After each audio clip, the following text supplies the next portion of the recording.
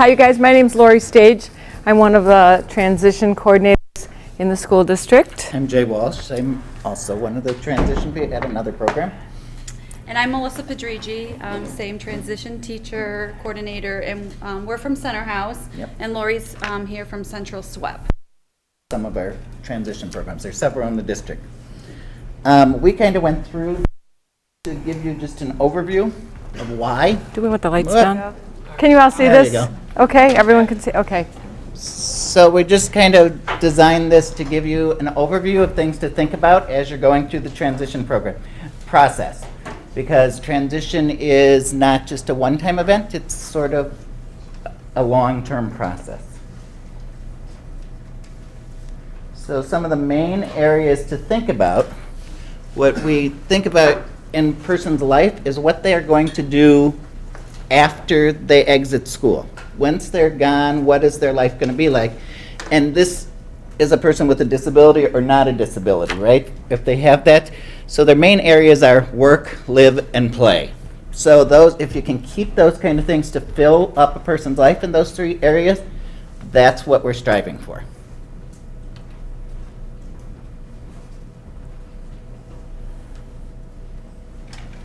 These are just how we're transitioning to adult life from school. You know, there's a lot of classes and services offered and partnerships, and then in adult life there's more employment, education, and your daily living things throughout your life. For us, this is probably the biggest part. It's sort of a switch from what your IEP process may have been before. As a kid gets older, you want to start with the end in mind, where the person wants to be later in their life, and chain backwards. So the person wants a job. Say that they want to be A football player. a football player, so then you have to start backwards chaining to see what it would take for them to accomplish that and what kind of support you can create for them. I want to say that a lot of the times when I meet with families or even when I meet with students, I ask them to think about when they're 25 years old and they've never been in school or they've been out of school for 3 years, 4 years.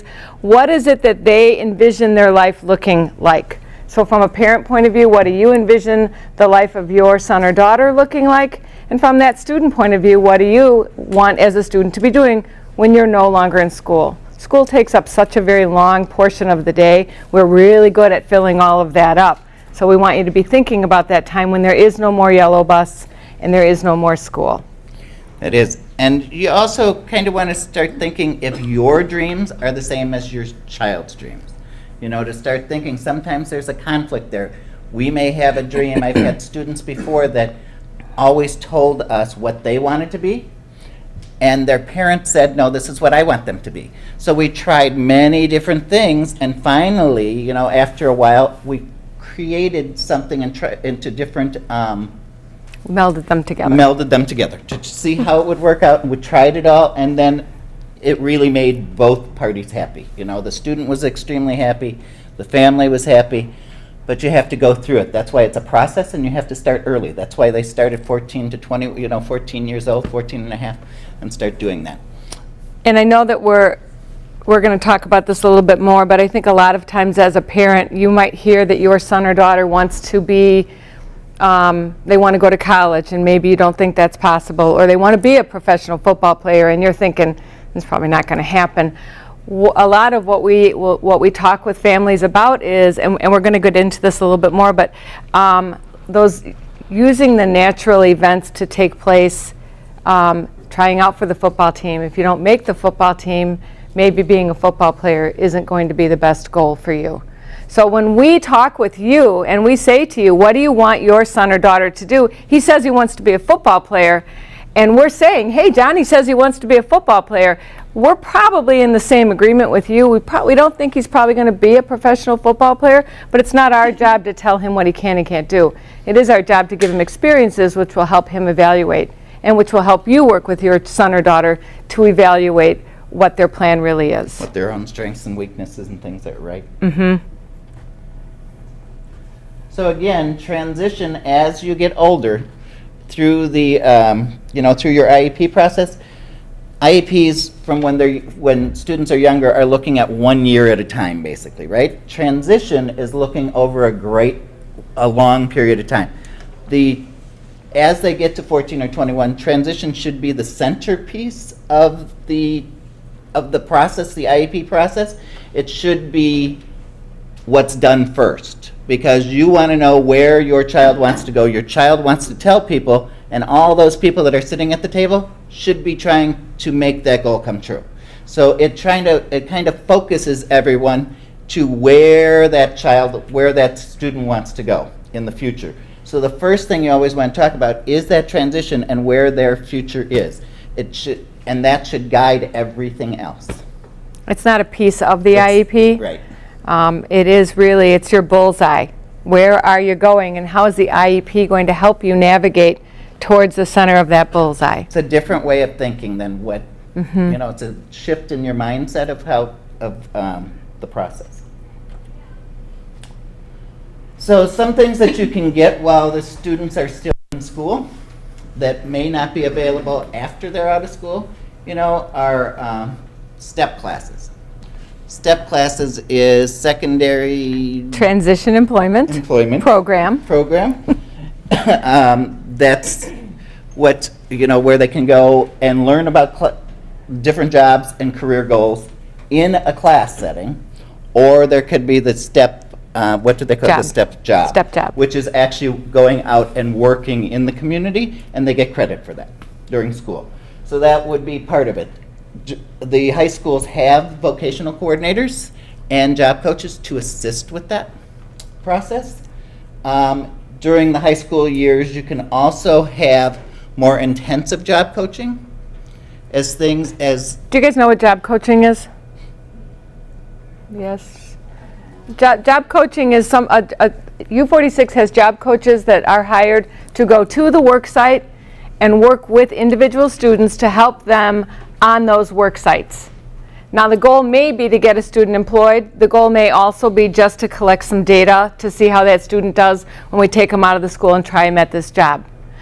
They work with, they're kind of a liaison between the employer and the student, helping break down the tasks, figure out a way to maybe help a student learn how to bag groceries better, gather the carts from the parking lot, all of those kinds of things. So the job coaches are very, very important in helping the students learn the job skills. And usually that's a support that's faded away so that we can see then eventually what does that student do when they don't have the coach there any longer. And that's kind of that bridge to, can they become an independent worker? Can they work without a coach? Yes or no? Right. So that intensive training may not exist after a student exits school. Those supports aren't always there for people. Some other things that are available are the job placement, that the vocational coordinator works with the child and the family to figure out what kind of jobs they want and where might be available for them, and go through the process of looking for that. Other things during the transition process, if they would like to be an auto mechanic, they probably shouldn't wait until their senior year to start taking an autos class. They should probably start thinking about taking some of those things earlier to get involved, to make sure that that's really what they want to do, because there's often people have an idea that they want to be something until they start to actually do Try it. I had several kids that wanted to do that, got involved in the thing. They hated having their hands full of grease. Hated it. So that was not going to be a job, but they would still tell you, yeah, I want to be an auto mechanic. You remember that grease? Oh, no, yeah, that's right. I don't want to do that. So it's like, but it had to go through that process and have them experience it, right? So there's a lot of those things that are built into the high school programs while they're through the school. Some other things that might be available are like driver's education, the social activities that are there to get people involved, the students involved in. There's supports and accommodations that are built into the classroom and that kind of stuff. That's sort of a different thing. As a student gets older, after they exit school, those do not have to be provided, which we're going to get into a little bit later. in this discussion, but while you have it, you want to take advantage of those things so that your child has the most support and can become as independent as possible. And while you're switching, the electives is a really good way for you all as a family to help confirm or, I guess, confirm that a career choice really is a good career choice. Somebody wants to be, a chef. I hear so much about the ECC program, and yet students never take any of the cooking or foods classes at the high school. That's it, yeah. How do you know whether that's a realistic goal? And so it's also, it's free to take the cooking class at Bartlett High. It costs, I don't know, $300 to take it at ECC. So it's a really good time to try that at the high school level and get some feedback. How did that decision work for you? So again, where you're trying to figure out that long-range goal is where is my student will be, or where I or my student will be. Are they going to go to college and take classes? Are they going to go to a trade school, or do they require some on-the-job training for a specific type of vocation? Where they're going to work, where they're going to live, what kind of supports are they going to need if they're going to live on their own? Are they going to live with a roommate? What kind of supports are available to them? And really, there's a lot of research that during school time, during when students are in school, their days are filled up and programmed, right? Once they exit school, that rug is kind of yanked out from underneath them. Their day is no longer.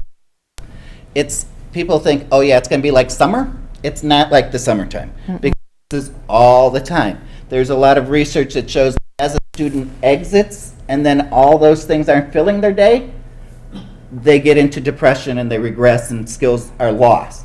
If you can learn how to fill up your day beforehand and start thinking and organizing yourself, it helps. It helps that so that those regressions and things do not happen.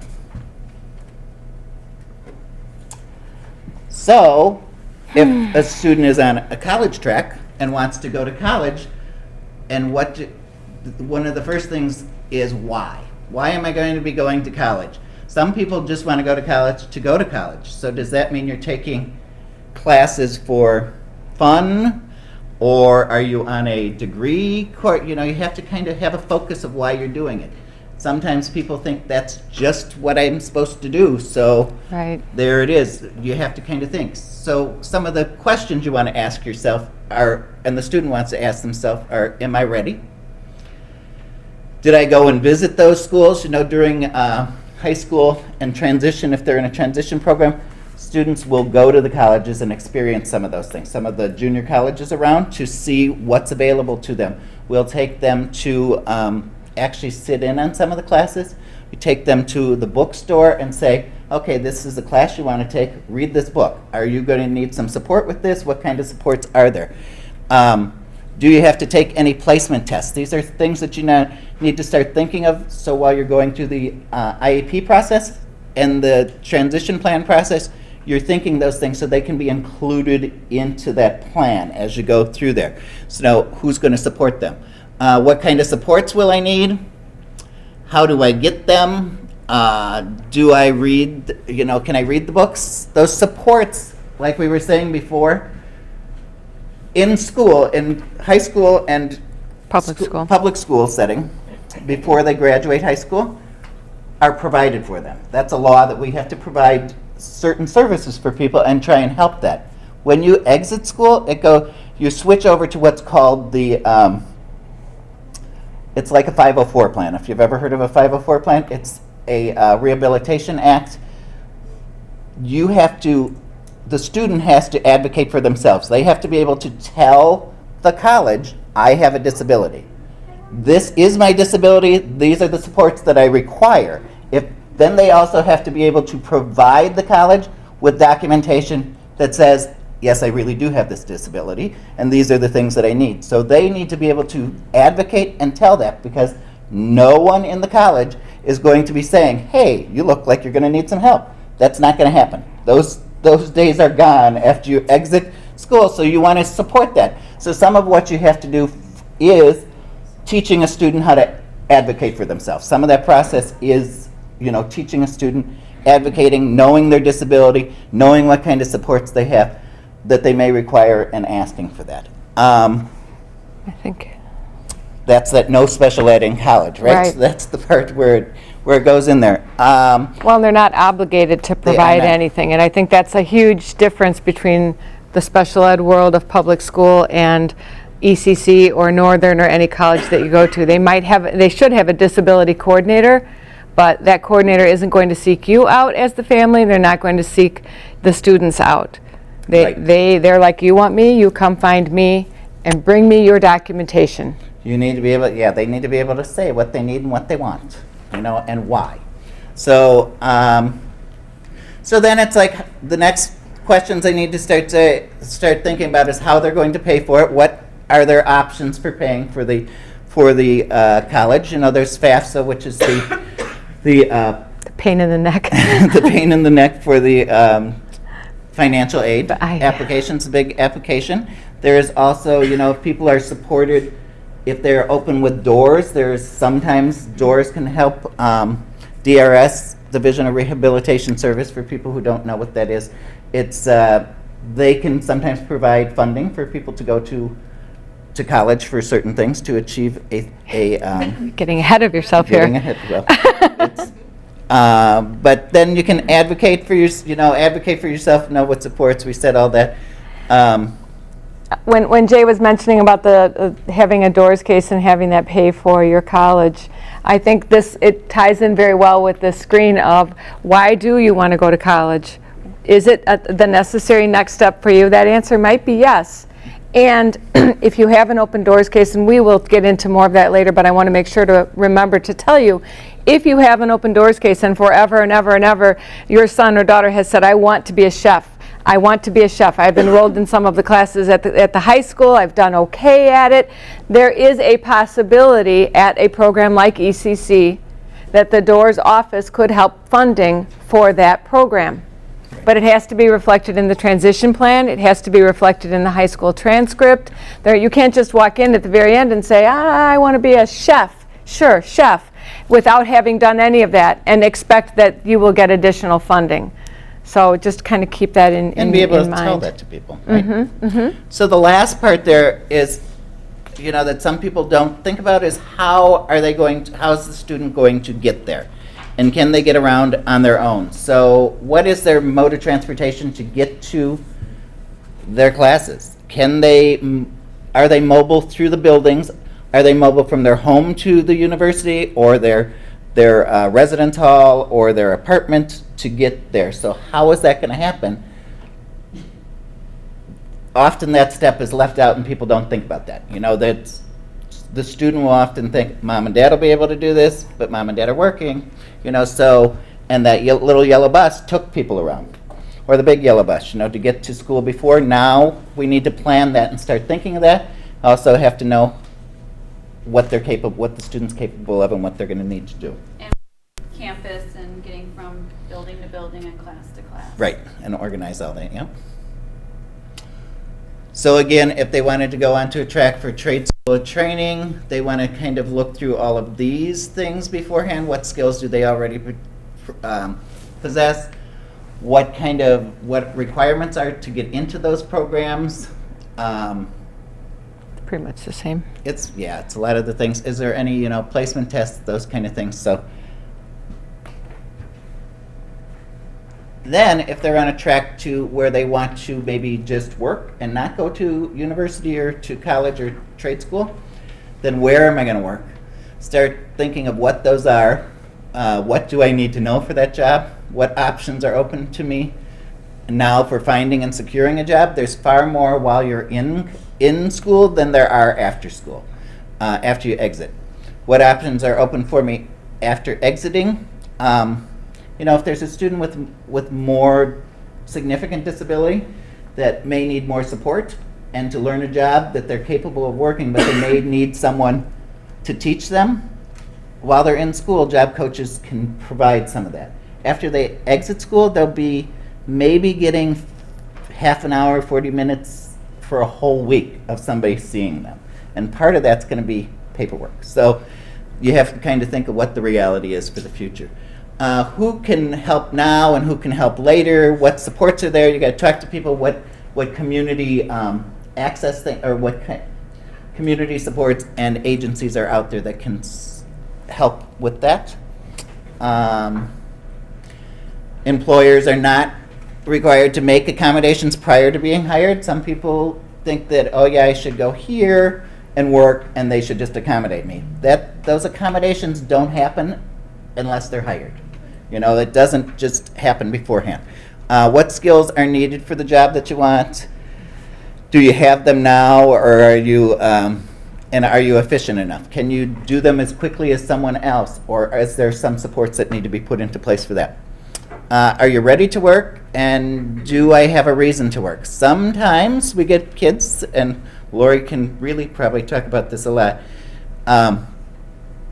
We get kids that they don't really have a reason to work. They know that they should work, or they heard about working, but they don't get that connection between money and work.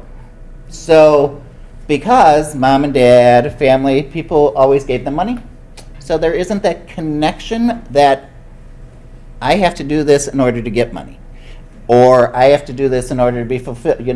Those are some of the things that they need to learn along that process to make that connection, and Lori does a lot of that. I do, and I also think it comes back to when I was talking in the beginning about I ask students to think about when they're 25 years old. And a lot of times when I'm teaching, I'll actually take a whole class and we'll kind of define what a year's lifestyle looks like. What might rent for an apartment cost? What might transportation cost? What might health cost? And this could be a long lesson, and we sort of come up with, well, an average salary for you then might be $60,000 a year, or $80,000 or $100,000 a year, based on all these things that you think you would like your life to have in it. Okay, well, how are you going to make that happen? That's kind of a stunning moment, and that's when we break everything down and we start rebuilding it back up again, because that's kind of the whole crux of transition planning, is where are you going and why are you heading in that direction? What is it that you want out of your life? So whether it's college, whether it's trade school, or whether it's straight to work, we don't have an agenda. We don't necessarily care what that answer is, but we want to help people, again, move along that path to their final goal. So these are the three major components. Well, there's one more of the transition plan, the long-range goals for what's going to happen when you're not in school. And if you've seen a transition plan, it's kind of in the middle of that front page. If you haven't been there yet, it's a key part of the plan, because it really drives everything else. Mm-hmm. Where do you want to be working? Yes or no? Are you going to college? Why? Where are you going to be living? What's your independent living goal? These are all the parts that have to be filled in observable and measurable ways, so that we know where you're going and we can help you get there. So again, this is about after, what people really need to be aware of, because I think there's a lot of misconceptions out there that there's as many services as you get in school when you exit, that there's people, all these people are going to help you. There's not. There's not that many people out there that are going to help you. There used to be, but with state funding cut and things, the state of Illinois just does not have it, and you have to qualify for it. And it's a very small little framework that someone would fall into to be able to apply for that. So there's few services in the state. The other part is the services that are available, the students are responsible for paying for the service, students or the family. So it's a fee for service. So if they want job coaching, they're going to have to pay for the job coach. If they need job placement, they're going to have to hire someone that's going to help them look for a job. When you're in school, those are still available to you. You must self-disclose your disability to get any help. And that's what we told you before about advocating and speaking up, being able to tell people. There's many people that are afraid to talk about a student's disability or their own child's disability.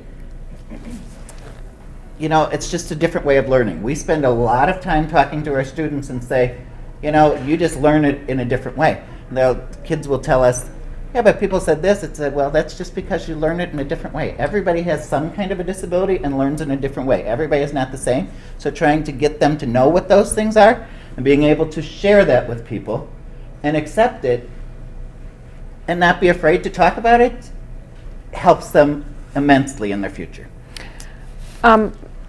I wanted to just add on the middle one here, families and students are responsible for the payment of services.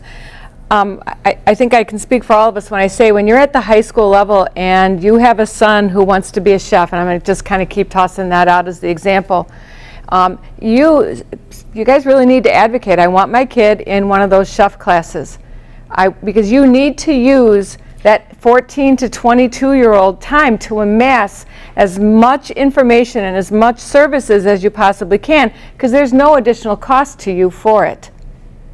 The school district is obligated to provide those things, and we very willingly do. But if you're not at the IEP, or if nobody says, we really want him in the Foods 1 or whatever it's called, I have to tell you I'm not sure what it's called, and that IEP is written, that transition plan is written for the year, and we're over and done. You've wasted one of your high school years because that hasn't been brought to the forefront.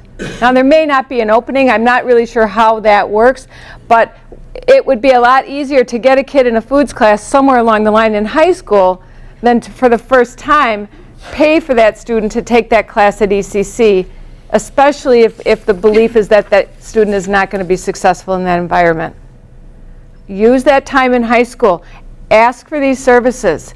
Get these kids in the voc ed classes. Get them in these classes. They're called electives, but they are very much, very, very important to helping divine out what the capabilities of your sons and daughters really are, what they really can do. Again, it's figuring out their own strengths and weaknesses, what they're good at, what they're not good at, and making that match to how they're going to work, right? Many people, this is Lori and I talking about this, and many other people are afraid to fail and let a student fail. How do I learn best, you learn best, is if you made a mistake and it didn't work out. Then you pick yourself up and say, maybe that's not the best option for me. I'm going to look and see what else I might be really good at. So trying those things and figuring it out, yes, I want to do this, or no, I don't, or I'm going to need some extra help and need to learn this kind of thing. Those are all good things for a student to learn and to be able to advocate. So if they aren't successful in that particular environment, then they change their dream and focus for maybe something that would be. It's not a failure. It's not a failure. I mean, you could say, yep, you failed, that's it, and that's where it all ends. Or you could say, all right, the chef program didn't work out for you.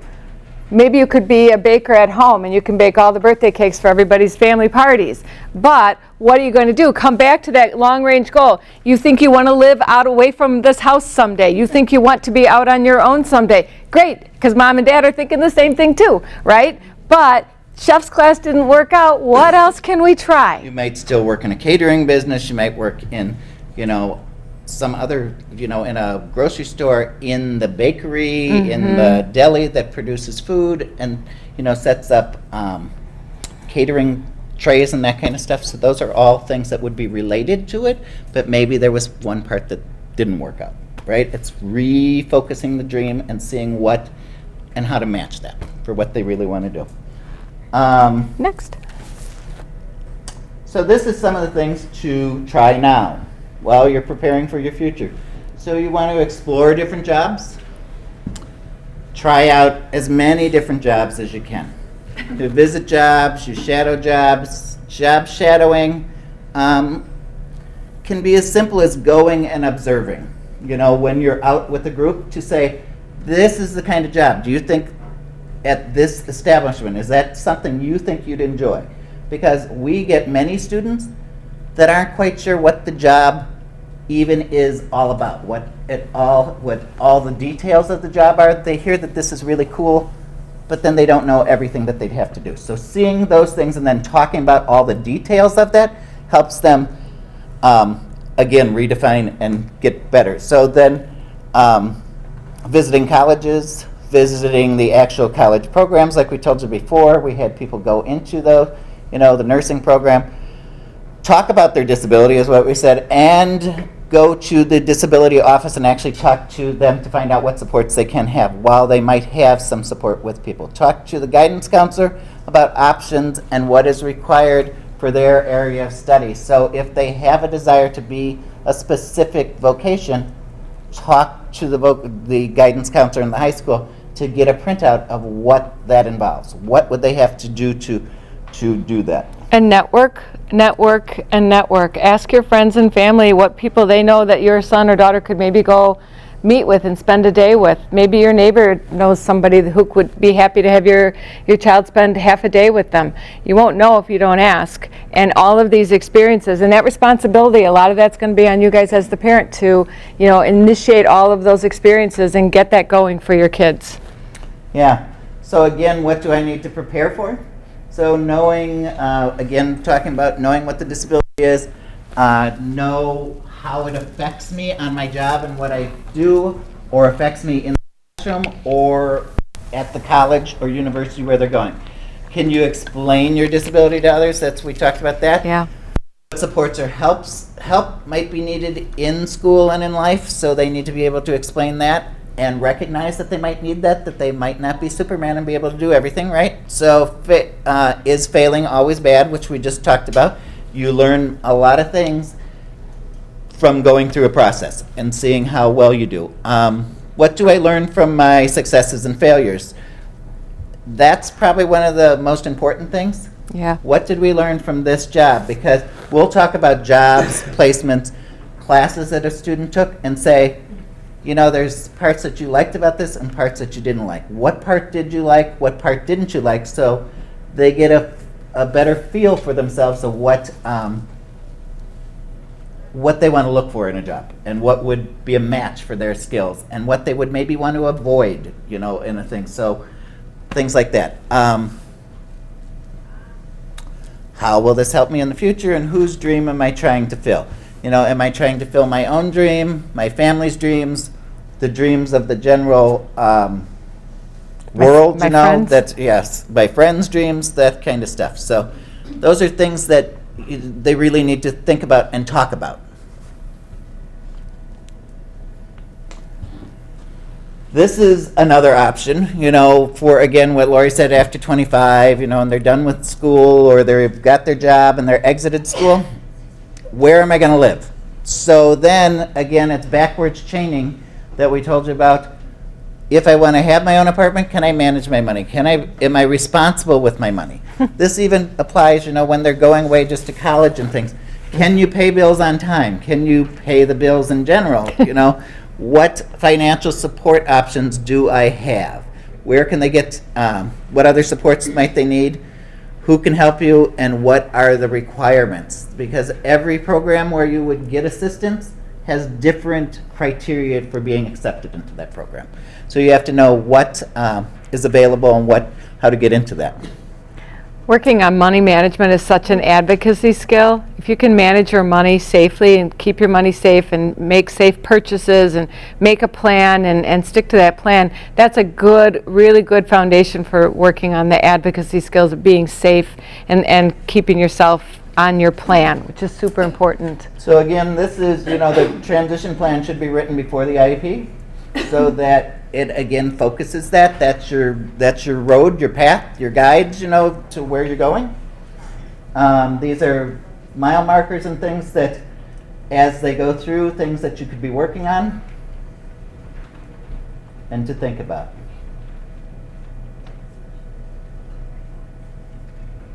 These are things that you should think about during the process, during the different ages. So writing the transition goals, looking at interest inventories and write transportation goals, how they're going to get around. Vocational exploration and assessment when they're around 16. That means those job tryouts, checking those things out there. Addressing colleges and training goals. So if a student is going to college, what are the requirements for entry? Where are they going to go? What supports are there? Again, modify or notify about guardianship and options at the age of 18 and transfer of rights. Once a student turns 18, they become independent. Their own legal guardian. Their own guardian is what we call it, but it's called the age of majority. So they are legally competent adults, right? They would be considered legally competent adults. So then parents and the student need to know that those things will change. The focus is going to change as they get older. Then at 18, knowing about all those adult services out there And again, applying for Medicaid and SSI, which is a lot for your options into those adult services. So we help a lot with that, of connecting people with those services, with those programs. And Aw. so these are all the different areas that kind of overlap. Everything kind of overlaps for themselves of the different parts, the family, the youth, school, and then community. Community is a big part of becoming more part of their community. There's our bullseye. There's the bullseye, where the future is. Students' preferences, interests, skills, and dreams, and that's what should be taken care of, should be considered. Wow, look at you. So that's a big one. Focus is redirected from the deficits a student has to what their strengths are and their interests and preferences. So, you know, I may think that your student would be really good at being a chef, right? But really they don't like working with food. So should they go with my dream? Because I think they'd be really good at it, because I've seen them do really well at that, but it kind of drives them a little crazy. So do you think they would like that job and should do it because I want it, or they should start doing it something that they're more interested in and focus on their goals for the future of what they want to do?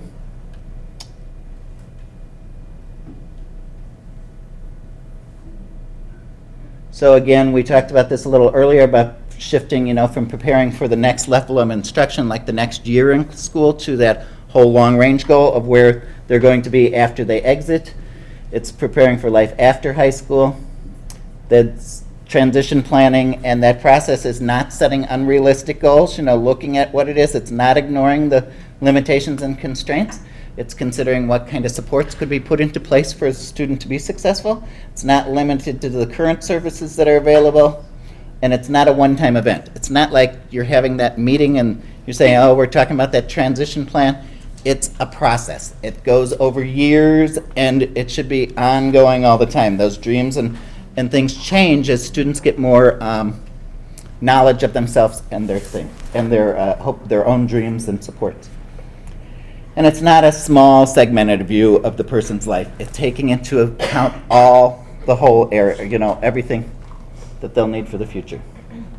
Can I just interrupt for a second? Yep. Are we going into the material that we're going to be going into for the next session? No, The it's high school? yeah. Still We're almost same thing? Yeah. done with this. All right. So these are just some options of, you know, if they were going to go to the military, some things to look at.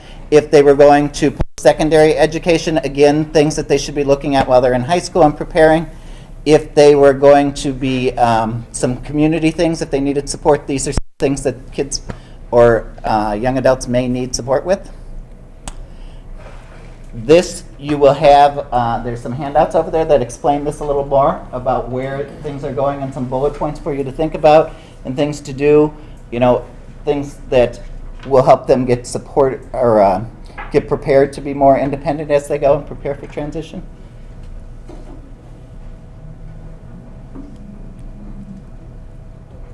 And again, these are just a lot of different things, and it's trying to make a student as independent as possible. These are connecting people with the adult services. You start early, be persistent, make sure you keep all your paperwork and that, and get ready. I think we're almost, Yeah. Do you guys have any questions? I think that's it.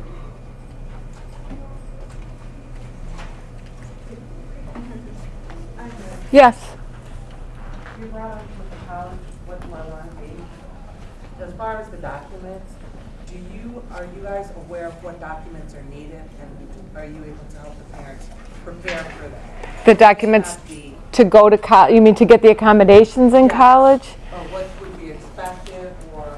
You have to talk to the colleges, but Yeah. usually they want information on From the cognitive functioning, Yeah. which would be like IQ things, and the academic performance, which would, if you've been in it, you probably had like Woodcock Johnson's, those kind of things that they talk about. Those kind of things talk about what kind of supports they're going to need, and you know what kind of areas that they're going to work on. So in the IEP, there's a whole section on accommodations, If those say nothing in there, then they will get nothing in college. But some of the information and documentation that we would need, we would already have that from the high school, is what I. You might, but the disability coordinators at the different colleges and universities that you're looking at Would require it. should be able to tell you specifically what they would need for their institution, public, private, community. It's all going to be different depending on, what type of place it is. I would contact them earlier rather than later because you want to make sure at the reevaluation that those things are actually You heard it. evaluated. Yeah, and you heard of that MDC thing, right? It happens every 3 years, and they do all these evaluations. You want to keep those files really close to you and any supporting data that comes with it, because that's what's also going to be required with them.